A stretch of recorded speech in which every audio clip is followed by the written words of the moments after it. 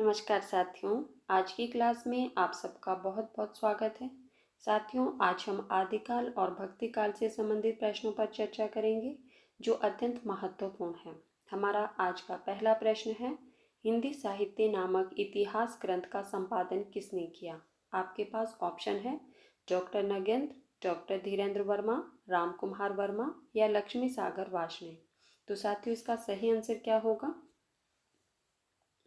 बिल्कुल सही। जिन साथियों ने ऑप्शन नंबर ब बताया है उनका आंसर सही है। डॉक्टर धीरेन्द्र वर्मा ने हिंदी साहित्य नामक इतिहास ग्रंथ का संपादन किया। हमारा अगला प्रश्न है, किस आलोचक ने आदिकाल को बीजवपन काल नाम से अभिहित किया है? किस आलोचक ने आदिकाल को बीजवपन काल नाम से अभिहित किया है? आपके पास ऑप्शन है हजारी प्रसाद द्विवेदी, महावीर प्रसाद द्विवेदी या श्याम सुंदर दास। तो साथियों, इसका सही आंसर क्या होगा? बिल्कुल सही। जिन साथियों ने ऑप्शन नंबर ब बताया है उनका आंसर सही है। आदिकाल को बीजवपन काल नाम से जो है वो महावीर प्रसाद द्विवेदी ने अभिहित किया है। हमारा अगला प्रश्न है, सरहपाद को हिंदी का प्रथम कवि किसने माना? सरहपाद को हिंदी का प्रथम कवि किसने माना? आपके पास ऑप्शन है मिश्र बंधु, चंद्रधर शर्मा गुलेरी, राहुल सांकृत्यायन या हजारी प्रसाद द्विवेदी। तो साथियों, इसका सही आंसर क्या होगा? बिल्कुल सही। जिन साथियों ने ऑप्शन नंबर स बताया है उनका आंसर सही है। सरहपाद को हिंदी का प्रथम कवि राहुल सांकृत्यायन ने माना है। हमारा अगला प्रश्न है, आचार्य रामचंद्र शुक्ल ने हिंदी साहित्य के प्रारंभिक काल को किस नाम से अभिहित किया? आचार्य रामचंद्र शुक्ल ने हिंदी साहित्य के प्रारंभिक काल को किस नाम से अभिहित किया? आपके पास ऑप्शन है आदिकाल, वीरगाथा काल, चारण काल, सिद्ध सामंत काल। तो साथियों, इसका सही आंसर क्या होगा? बिल्कुल सही। जिन साथियों ने ऑप्शन नंबर ब बताया है उनका आंसर सही है। आचार्य रामचंद्र शुक्ल ने प्रारंभिक काल को वीरगाथा काल नाम से अभिहित किया। हमारा अगला प्रश्न, हिंदी साहित्य के अंतर्गत किस काल को हिंदी साहित्य का स्वर्ण युग कहा गया है? किस काल को हिंदी साहित्य का स्वर्ण युग कहा गया है? आपके पास ऑप्शन है भक्ति काल, मध्यकाल, उत्तर मध्यकाल या आधुनिक काल। तो साथियों, इसका सही आंसर क्या होगा? बिल्कुल सही। जिन साथियों ने ऑप्शन नंबर अ बताया है उनका आंसर सही है। भक्ति काल को हिंदी साहित्य का स्वर्ण युग कहा जाता है और यह संज्ञा किसने दी थी? तो श्याम सुंदर दास ने। हमारा अगला प्रश्न है, आदिकालीन कृति ढोला मारूरा दोहा की गणना किस साहित्य के अंतर्गत की जाती है? आदिकालीन कृति ढोला मारूरा दोहा की गणना जो है वो किस साहित्य के अंतर्गत की जाती है? आपके पास ऑप्शन है रासो साहित्य, जैन साहित्य, सिद्ध साहित्य या लौकिक साहित्य। तो साथियों, इसका सही आंसर क्या होगा? ढोला मारूरा दोहा की गणना किस साहित्य के अंतर्गत की जाती है? बिल्कुल सही। जिन साथियों ने ऑप्शन नंबर द बताया है उनका आंसर सही है। ढोला मारूरा दोहा की गणना जो है वो लौकिक साहित्य के अंतर्गत की जाती है। हमारा अगला प्रश्न है, आदिकाल के अंतर्गत सरहप्पा, लुयप्पा, शबरप्पा आदि कवि किस साहित्य से संबद्ध हैं? आदिकाल के अंतर्गत जो सरहप्पा, लुयप्पा, शरप्पा आते हैं वो किस साहित्य से संबंधित है? आपके पास ऑप्शन है जैन साहित्य, सिद्ध साहित्य, लौकिक साहित्य या रासो साहित्य। तो साथियों, इसका सही आंसर क्या होगा? बिल्कुल सही। जिन साथियों ने ऑप्शन नंबर ब बताया है उनका आंसर सही है। ये सभी जो है वो सिद्ध साहित्य के अंतर्गत आते हैं। हमारा अगला प्रश्न है, आचार्य रामचंद्र शुक्ल के अनुसार हिंदी का प्रथम महाकाव्य कौन सा है? आचार्य रामचंद्र शुक्ल के अनुसार हिंदी का प्रथम महाकाव्य कौन सा है? आपके पास ऑप्शन है पृथ्वीराज रासो, विसलदेव रासो, संदेश रासक या खुमान रासो। तो साथियों, इसका सही आंसर क्या होगा? बिल्कुल सही। जिन साथियों ने ऑप्शन नंबर अ बताया है उनका आंसर सही है। रामचंद्र शुक्ल ने हिंदी का प्रथम महाकाव्य पृथ्वीराज रासो को माना है। इसकी रचयिता जो है वो चंद्रवरदाई है। हमारा अगला प्रश्न, आदिकाल की रूढ़ियों, परंपराओं और प्रवृत्तियों को समझने में किस पुस्तक से सहायता मिलती है? आदिकाल की जो रूढ़ियाँ, परंपराएं और प्रवृत्तियां हैं उसको समझने में किस पुस्तक से सहायता मिलती है? आपके पास ऑप्शन है उक्ति व्यक्ति प्रकरण, प्राकृत पैंगलम, खालिक बारी या श्रावकाचार।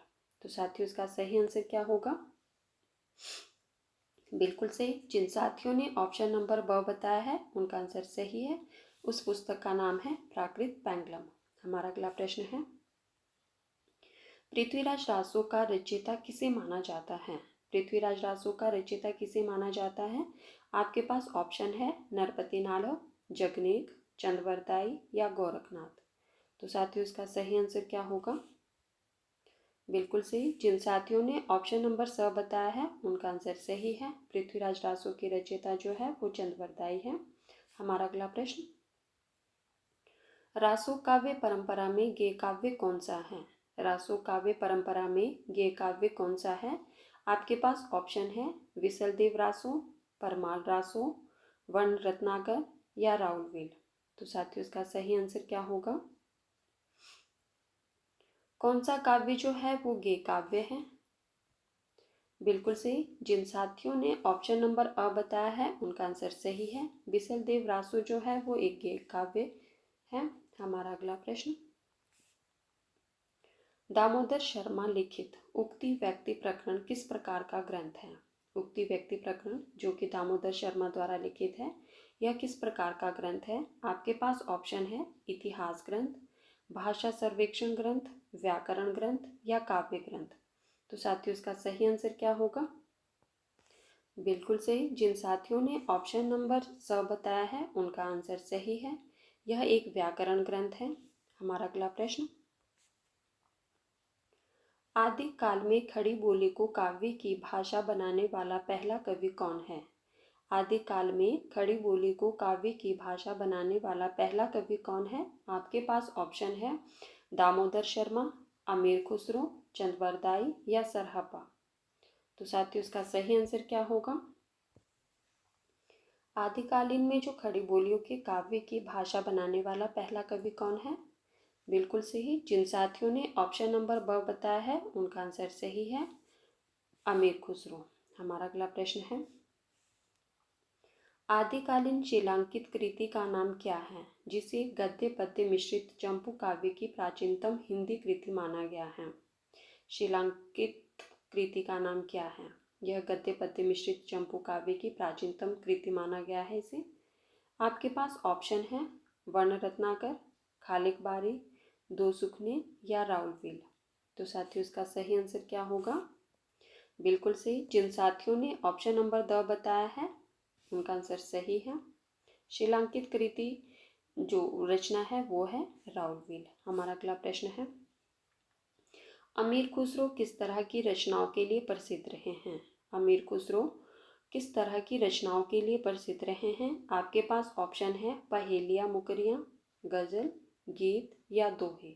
तो साथियों इसका सही आंसर क्या होगा? अमीर खुसरो जो कि खड़ी बोली के कवि माने जाते हैं, वो किस तरह की रचनाओं के लिए प्रसिद्ध रहे? बिल्कुल सही। जिन साथियों ने ऑप्शन नंबर अ बताया है उनका आंसर सही है, पहेलियाँ और मुकरियों के लिए प्रसिद्ध रहे हैं अमीर खुसरो। हमारा अगला प्रश्न है, आदिकालीन साहित्य में वीर रस की रचनाओं में किस शैली का प्रयोग किया गया? आदिकालीन साहित्य में वीर रस की रचनाओं में किस शैली का प्रयोग किया गया है? आपके पास ऑप्शन है पिंगल, डिंगल, दोहा चौपाई, कवित सवैया। तो साथियों इसका सही आंसर क्या होगा? आदिकालीन साहित्य में जो वीर रस की रचनाएं हुई है उसमें किस शैली का प्रयोग किया गया है? बिल्कुल सही। जिन साथियों ने ऑप्शन नंबर ब बताया है उनका आंसर सही है, डिंगल शैली का प्रयोग किया गया है। हमारा अगला प्रश्न है, आदिकाल के किस पंथ से भक्ति काल के संत मत का विकास हुआ? आदिकाल के किस पंथ से भक्ति काल के संत मत का विकास हुआ? आपके पास ऑप्शन है बौद्ध, जैन, नाथ या वज्रयान। तो साथियों इसका सही आंसर क्या होगा? बिल्कुल सही। जिन साथियों ने ऑप्शन नंबर स बताया है उनका आंसर सही है, नाथ मत से, नाथ पंथ से। हमारा अगला प्रश्न है, डॉक्टर रामकुमार वर्मा ने आदिकाल का नामकरण किस रूप में किया है? डॉक्टर रामकुमार वर्मा ने आदिकाल का नामकरण किस रूप में किया? आपके पास ऑप्शन है अपभ्रंश काल, संधि काल और चारण काल, सिद्ध सामंत काल या अंधकार काल। तो साथियों इसका सही आंसर क्या होगा? बिल्कुल सही। जिन साथियों ने ऑप्शन नंबर ब बताया है उनका आंसर सही है। डॉक्टर रामकुमार वर्मा ने आदिकाल को जो नाम दिया वो दिया संधि काल और चारण काल का। हमारा अगला प्रश्न है, नाथ संप्रदाय के प्रवर्तक कौन थे? नाथ संप्रदाय के प्रवर्तक कौन थे? आपके पास ऑप्शन है गोरखनाथ, गोपीचंद, चौरंगीनाथ या चुनकरनाथ। तो साथियों इसका सही आंसर क्या होगा? नाथ संप्रदाय के प्रवर्तक कौन थे? बिल्कुल सही। जिन साथियों ने ऑप्शन नंबर अ बताया है उनका आंसर सही है। नाथ संप्रदाय के प्रवर्तक गोरखनाथ जी माने जाते हैं। हमारा अगला प्रश्न है, कीर्तिलता और कीर्ति पताका किस कवि की रचनाएं हैं? कीर्तिलता और कीर्ति पताका किस कवि की रचनाएं हैं? आपके पास ऑप्शन है विद्यापति, रामानंद, नरपतिनाथ या अमीर खुसरो। तो साथियों इसका सही आंसर क्या होगा? कीर्तिलता और कीर्ति पताका किस कवि की रचनाएं हैं? बिल्कुल सही। जिन साथियों ने ऑप्शन नंबर अ बताया है उनका आंसर सही है। ये दोनों रचनाएं जो है वो विद्यापति की है। हमारा अगला प्रश्न है, 10वीं से 14वीं शताब्दी का काल किस 10वीं से 14वीं शताब्दी का काल जिसे हिंदी का आदि काल कहते हैं, भाषा की दृष्टि से अपभ्रंश का ही बढ़ाव है, यह कथन किस लेखक का है? आपके पास ऑप्शन है रामचंद्र शुक्ल, हजारी प्रसाद द्विवेदी, श्याम सुंदर दास या धीरेन्द्र वर्मा।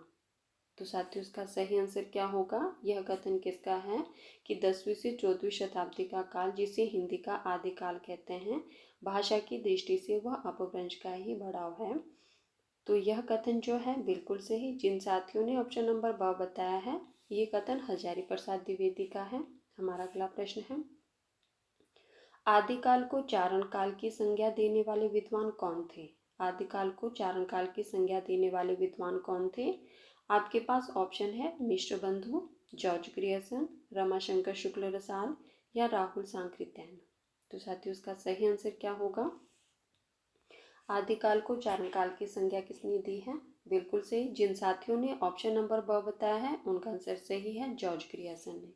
हमारा अगला प्रश्न है, सिद्ध साहित्य के अंतर्गत सिद्धों की संख्या कितनी मानी गई है? सिद्ध साहित्य के अंतर्गत सिद्धों की संख्या कितनी मानी गई है? आपके पास ऑप्शन है 60, 40, 84 या 20।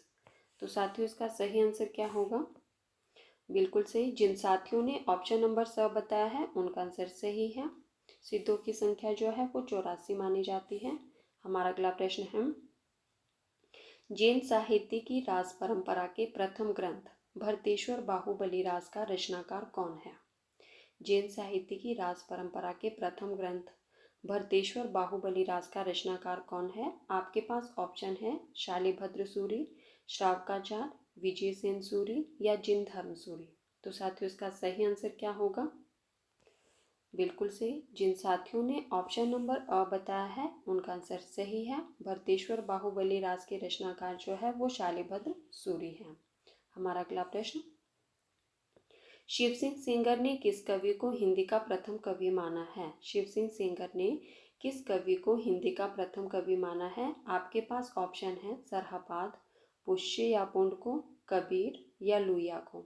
तो साथियों इसका सही आंसर क्या होगा? शिव सिंह सेंगर ने हिंदी का प्रथम कवि किसे माना है? बिल्कुल सही। जिन साथियों ने ऑप्शन नंबर ब बताया है उनका आंसर सही है। शिव सिंह सेंगर ने पुष्य या पुंड को हिंदी का प्रथम कवि माना है। हमारा अगला प्रश्न, जयमयंक जस चंद्रिका की रचना किस कवि ने की? जयमयंक जस चंद्रिका की रचना किस कवि ने की? आपके पास ऑप्शन है भटकेदार, गोपीचंद, ज्योतिरिश्वर ठाकुर या मधुकर। तो साथियों इसका सही आंसर क्या होगा? जयमयंक जस चंद्रिका की रचना किसने की? बिल्कुल सही। जिन साथियों ने ऑप्शन नंबर द बताया है उनका आंसर सही है, मधुकर कवि ने। हमारा अगला प्रश्न है, भरथरी जलधरी पाव कवि किस साहित्य से संबद्ध है? भरथरी और जलधरी पाव जो है कवि किस साहित्य से संबंधित है? आपके पास ऑप्शन है सिद्ध साहित्य से, नाथ साहित्य से, जैन साहित्य से या रासो साहित्य से। तो साथियों इसका सही आंसर क्या होगा? बिल्कुल सही। जिन साथियों ने ऑप्शन नंबर ब बताया है उनका आंसर सही है। यह दोनों जो है वो नाथ साहित्य से संबंधित कवि है। हमारा अगला प्रश्न है, आदिकाल के अंतर्गत किस साहित्य की प्रामाणिकता संदिग्ध मानी गई है? आदिकाल के अंतर्गत किस साहित्य की प्रामाणिकता संदिग्ध मानी गई है? आपके पास ऑप्शन है रासो साहित्य, लौकिक साहित्य, जैन साहित्य या रास काव्य। तो साथियों इसका सही आंसर क्या होगा? आदिकाल के अंतर्गत किस साहित्य की प्रामाणिकता संदिग्ध मानी गई है? बिल्कुल सही। जिन साथियों ने ऑप्शन नंबर अ बताया है उनका आंसर सही है। रासो साहित्य की प्रामाणिकता संदिग्ध मानी गई है। हमारा अगला प्रश्न है, आचार्य हजारी प्रसाद द्विवेदी ने गाथा को किस भाषा का मुख्य छंद माना है? आचार्य हजारी प्रसाद द्विवेदी ने गाथा को किस भाषा का मुख्य छंद माना है? आपके पास ऑप्शन है पाली, प्राकृत, अपभ्रंश या हिंदी। तो साथियों इसका सही आंसर क्या होगा? बिल्कुल सही। जिन साथियों ने ऑप्शन नंबर ब बताया है उनका आंसर सही है। आचार्य हजारी प्रसाद द्विवेदी ने गाथा को प्राकृत भाषा का मुख्य छंद माना है। हमारा अगला प्रश्न, वर्ण रत्नाकर किस प्रकार की कृति है? वर्ण रत्नाकर किस प्रकार की कृति है? आपके पास ऑप्शन है चंपू काव्य, गद्य, व्याकरण या खंड काव्य। तो साथियों इसका सही आंसर क्या होगा? वर्ण रत्नाकर जो कि ज्योतिषवर ठाकुर की रचना है, यह किस प्रकार की कृति है? बिल्कुल सही। जिन साथियों ने ऑप्शन नंबर ब बताया है उनका आंसर सही है, यह एक प्रकार का गद्य है। हमारा अगला प्रश्न, 16वीं 17वीं शताब्दी के किस युग को हिंदी काव्य का स्वर्ण युग मानना किस इतिहास की महत्वपूर्ण उपलब्धि मानेगी? 16वीं 17वीं शताब्दी के युग को हिंदी काव्य का स्वर्ण युग मानना किस इतिहास लेखक की महत्वपूर्ण उपलब्धि मानी गई है? आपके पास ऑप्शन है गारसा दत्तासी, शिव सिंह सेंगर, मिश्र बंधु या जॉर्ज ग्रियर्सन। तो साथियों इसका सही आंसर क्या होगा? बिल्कुल सही। जिन साथियों ने ऑप्शन नंबर द बताया है उनका आंसर सही है, यह जॉर्ज ग्रियर्सन की महत्वपूर्ण उपलब्धि मानी गई है। हमारा अगला प्रश्न है, आचार्य रामचंद्र शुक्ल के अनुसार भक्ति काल का सीमांकन कहाँ से कहाँ तक है? आचार्य रामचंद्र शुक्ल ने भक्ति काल का समय जो है वो क्या माना है? आपके पास ऑप्शन है 1318 से 1643 ईस्वी तक, या 1388 ईस्वी से 1503 ईस्वी तक, या 1400 से 1600 ईस्वी तक, या 1360 से 1700 ईस्वी तक। तो साथियों इसका सही आंसर क्या होगा? रामचंद्र शुक्ल ने भक्ति काल का समय क्या माना है? बिल्कुल सही। जिन साथियों ने ऑप्शन नंबर अ बताया है उनका आंसर सही है, 1318 ईस्वी से 1643 ईस्वी तक भक्ति काल का समय माना है। हमारा अगला प्रश्न है, शंकराचार्य ने सामाजिक एकीकरण के लिए किस दार्शनिक आध्यात्मिक इकाई का निरूपण किया? शंकराचार्य ने सामाजिक एकीकरण के लिए किस दार्शनिक आध्यात्मिक इकाई का निरूपण किया? आपके पास ऑप्शन है शिष्टाद्वैत, द्वैताद्वैत, अद्वैत वेदांत या शुद्धाद्वैत। तो साथियों इसका सही आंसर क्या होगा? शंकराचार्य ने सामाजिक एकीकरण के लिए किस दार्शनिक आध्यात्मिक इकाई का निरूपण किया? बिल्कुल सही। जिन साथियों ने ऑप्शन नंबर स बताया है उनका आंसर सही है, अद्वैत वेदांत का निरूपण किया। हमारा अगला प्रश्न है, रामानंद किस भक्ति धारा के प्रमुख कवि हैं? रामानंद जो है वो किस भक्ति धारा के प्रमुख कवि हैं? आपके पास ऑप्शन है सगुण भक्ति धारा के, निर्गुण भक्ति धारा के, कृष्ण काव्य धारा के या राम काव्य धारा के। तो साथियों इसका सही आंसर क्या होगा? बिल्कुल सही। जिन साथियों ने ऑप्शन नंबर ब बताया है उनका आंसर सही है, रामानंद जो है वो निर्गुण भक्ति काव्य धारा के एक प्रमुख कवि है। हमारा अगला प्रश्न, नाभादास रचित किस ग्रंथ में कबीर के संबंध में उल्लेख मिलता है? नाभादास रचित किस ग्रंथ में कबीर के संबंध में उल्लेख मिलता है? आपके पास ऑप्शन है भक्तमाल, अष्टयाम, कबीर चरितबोध या कबीर परिचय। तो साथियों इसका सही आंसर क्या होगा? बिल्कुल सही। जिन साथियों ने ऑप्शन नंबर अ बताया है उनका आंसर सही है। नाभादास रचित जो भक्तमाल है इसमें ही कबीर के संबंध में उल्लेख मिलता है। हमारा अगला प्रश्न है, अब कैसे छूटे राम नाम रट लागे, प्रभु जी तुम चंदन हम पाने, जाकी अंग अंग बास समाने। ये पंक्तियां किस संत कवि की है? अब कैसे छूटे राम नाम रट लागे, प्रभु जी तुम चंदन हम पानी, जाके अंग अंग बात समाने। ये पंक्तियाँ किस संत कवि की है? आपके पास ऑप्शन है कबीरदास, मलुकदास, रैदास या सुंदरदास। तो साथियों इसका सही आंसर क्या होगा? और ये पंक्तियाँ कई बार परीक्षा में पूछी जाती हैं। बिल्कुल सही। जिन साथियों ने ऑप्शन नंबर स बताया है उनका आंसर सही है। ये पंक्तियां जो है वो रैदास की है। हमारा अगला प्रश्न, भक्ति काल के अंतर्गत प्रेम पीर का प्रचारक कवि किसे माना गया? भक्ति काल के अंतर्गत प्रेम पीर का प्रचारक कवि किसे माना गया? आपके पास ऑप्शन है रसखान, जायसी, सूरदास या कबीरदास। तो साथियों इसका सही आंसर क्या होगा? भक्ति काल के अंतर्गत प्रेम पीर का प्रचारक कवि किसे माना जाता है? बिल्कुल सही। जिन साथियों ने ऑप्शन नंबर ब बताया है उनका आंसर सही है, जायसी। हमारा अगला प्रश्न है, साथियों जो पहली बार चैनल पर आए हैं प्लीज़ वो चैनल को सब्सक्राइब कर देना और ज़्यादा से ज़्यादा वीडियो को भी शेयर कर देना। हमारा अगला प्रश्न है, किस आचार्य की गणना वैष्णव भक्ति के प्रतिष्ठापक आचार्यों में नहीं की जाती? किस आचार्य की गणना वैष्णव भक्ति के प्रतिष्ठापक आचार्यों में नहीं की जाती? आपके पास ऑप्शन है रामानुजाचार्य, हरिदास निरंजनी, विष्णु स्वामी या वल्लभाचार्य। तो साथियों इसका सही आंसर क्या होगा? किस आचार्य की गणना वैष्णव भक्ति के प्रतिष्ठापक आचार्यों में नहीं की जाती? बिल्कुल सही। जिन साथियों ने ऑप्शन नंबर ब बताया है उनका आंसर सही है, हरिदासी निरंजनी की। हाँ, हरिदासी निरंजनी की गणना जो है वो वैष्णवी भक्ति के प्रतिष्ठापक आचार्यों में नहीं की जाती। हमारा अगला प्रश्न है, भक्ति का कौन सा रूप पहले दक्षिण के आलपार संतों की वाणी के माध्यम से प्रस्फुटित हुआ? भक्ति का कौन सा रूप पहले दक्षिण के आलवार संतों की वाणी के माध्यम से प्रस्फुटित हुआ? आपके पास ऑप्शन है राम भक्ति, कृष्ण भक्ति, निर्गुण भक्ति या पुष्टि भक्ति। तो साथियों इसका सही आंसर क्या होगा? बिल्कुल सही। जिन साथियों ने ऑप्शन नंबर अ बताया है उनका आंसर सही है। राम भक्ति का रूप पहले दक्षिण के आलवार संतों की वाणी के माध्यम में प्रस्फुटित हुआ। हमारा अगला प्रश्न है, किस संस्कृत काव्य में पहले कृष्ण लीलाओं का उल्लेख मिलता है? किस संस्कृत काव्य में पहले कृष्ण लीलाओं का उल्लेख मिलता है? आपके पास ऑप्शन है ब्रह्मचरित, गीत गोविंद, गाथा सप्तशती या वेणी संहार। तो साथियों इसका सही आंसर क्या होगा? संस्कृत काव्य में पहले कृष्ण लीलाओं का उल्लेख मिलता है तो ब्रह्मचरित में। हमारा अगला प्रश्न है,